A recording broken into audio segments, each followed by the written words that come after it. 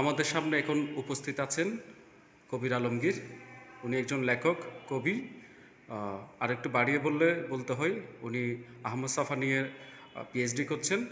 তা আমরা এখন জানতে চাইব আহমদ ছফা সাহিত্যিক হিসেবে কেমন ছিলেন, তার একটা ছোট একটা মানে আলোচনা।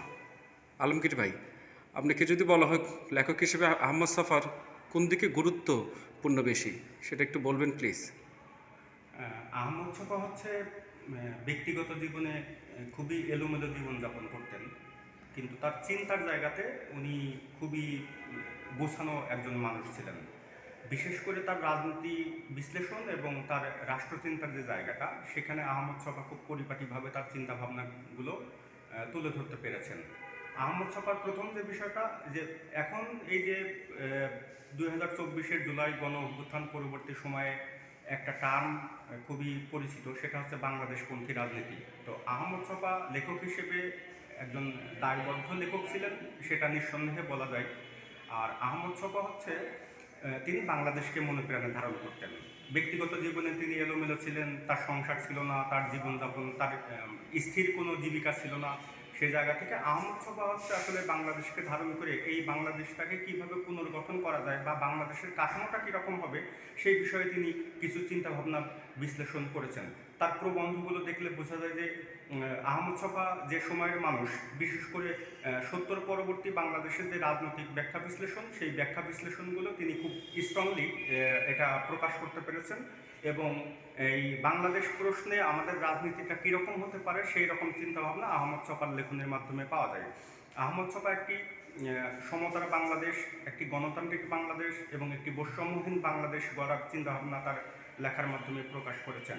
আর তার রাজনীতিক বিশ্লেষণের একটা গুরুত্বপূর্ণ দিক হচ্ছে ভারত প্রসঙ্গ।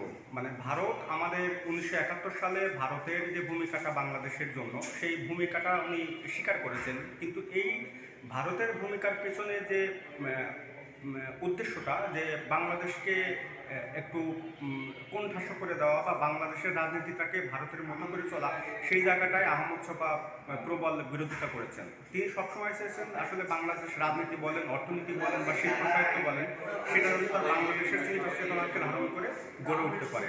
আহমদ ছফার এই চিন্তাটা খুবই পরিষ্কার। মানে বাংলাদেশের যে জন্ম এবং বিকাশ এবং উদ্ভবের যে জায়গাটা, সেটা যদি আপনি দেখেন যে এই চিন্তাটা খুবই কার্যকারণ সম্পৃক্ত।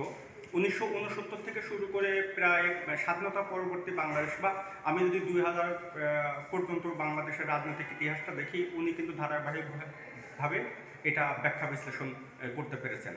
তো এখন যদি এই সময়ে আমরা তরুণ প্রজন্মের কাছে আহমদ ছফা কেন গুরুত্বপূর্ণ, এটা বুঝতে গেলে আসলে বুঝতে হবে যে আহমদ ছফার চিন্তার জায়গাটা কোথায়। কারণ আমরা যে চিন্তাটা করি বা আমরা আমাদের দেশ বা রাজনীতিটাকে কিভাবে দেখি, সেই চিন্তার বা সেই পথটা আহমদ ছফা তার লেখনের মাধ্যমে প্রকাশ করেছেন।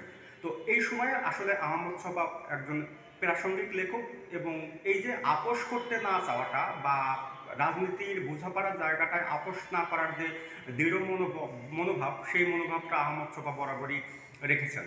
তো এই জায়গাটা এখনকার যে তরুণ সমাজ যারা রাজনীতি নিয়ে প্রশ্ন করতে চায়, রাজনীতির বিষয়গুলো গতিবিধিগুলো বুঝতে চায়, তাদের জন্য আহমদ ছফা একটা গুরুত্বপূর্ণ পথ হতে পারে। এবং আমরা মনে করি যে আহমদ ছফার যে চিন্তা বা রাষ্ট্রচিন্তা, সেই জায়গাগুলো যদি এখনকার তরুণ সমাজ বোঝার চেষ্টা করে, উপলব্ধি করার চেষ্টা করে, তাহলে এই বাংলাদেশ আসলে পথভ্রষ্ট হবে না। এই হচ্ছে আহমদ ছফা সম্পর্কে আমার মোটামুটি মূল্যায়ন। ধন্যবাদ। আমরা আহমদ ছফা নিয়ে আরও আলোচনা করব।